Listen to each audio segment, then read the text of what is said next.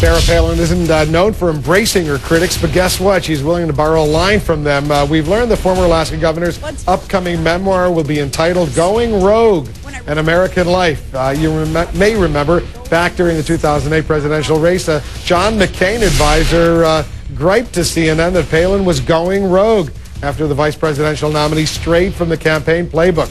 Our Dana Bash at the time reported it, so did others, and the line became so famous that Tina Fey spoofed it on Saturday Night Live.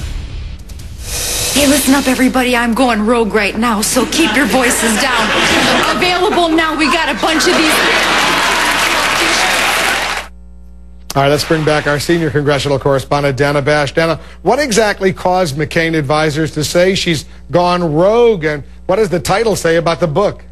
Well, look, McCain aides were absolutely furious that they felt that she went off message and undermined an already very vulnerable campaign. And frankly, Wolf, the more the McCain campaign went south as the fall went on, the more open McCain aides were in talking about their frustrations with her. But, you know, from Palin's perspective, she now wears that going rogue item as a badge of honor because she says it's part of her maverick style. Ironically, something that she adopted from John McCain himself. But, you know, I talked to a Palin advisor, somebody very familiar with the book today, who said, you know, we're not right if we think that it's going to be those reasons that she chose this title. It's something else. It's something that is going to be in the book. This advisor would not tell me what it is, but said it would be obvious. Now, whether or not it's going to be obvious, we'll see when we read the book. But obviously, the advisors and the publisher have done a pretty good job of building buzz for this book. And one other interesting nugget I learned today, Wolf, and that is that they moved up the publishing date because she really raced to get it done. But there's one other reason.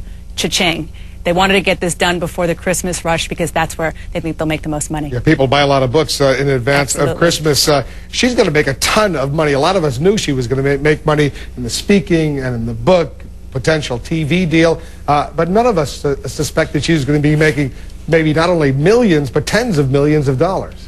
Well, I don't know if she'll be making Bill Clinton money, but she's certainly going to do well. She's gone from the Alaskan wilderness to the political wilderness, but she's back.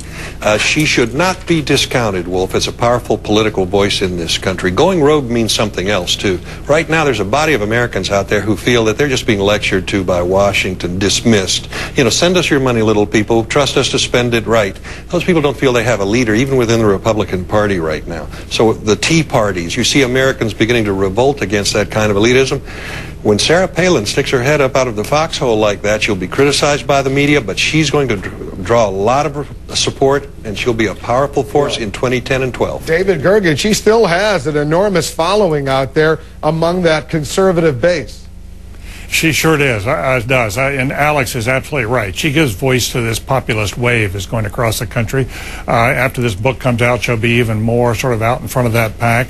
And getting 1.5 million copies printed. The first print. I think we take all of us on this panel. Yeah. What's that? That's a first printing. That's first printing. That's the Teddy Kennedy level. And if you figure her cut could be $3, $4, $5 a book. You do the math, David.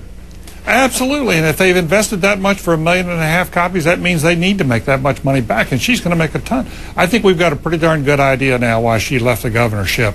It's working for her so far. And some of those paid speeches she's getting, Bob Reich had nothing wrong with making money, but she seems to be getting hundreds of thousands of dollars sometimes for just 1 or 2 speeches. Now, this is not just about making money, though. This is really about 2012. I think Alex is exactly right. Don't underestimate the appeal of Sarah Palin for the Republican base, for small-town Republicans, for evangelical Christians, for populists, and for libertarians of every stripe. This is a woman who has bucked the establishment. She continues to buck the establishment. And there's an interesting contrast. When I talk to Republicans inside the Beltway, they say, impossible. She hasn't even finished her first term. But outside the Beltway, small-town Republicans, they love her. Well, let me ask Alex, would you want Sarah Palin to be your nominee in 2012? Would that be good for the Republican Party? I think she proved to most Republicans that she was not ready You think she'd be ready? Well, a lot of Republicans thought, and I think including Senator McCain, that she could be Harry Truman in a skirt, that she could be that small-town voice who becomes the office and grows into it.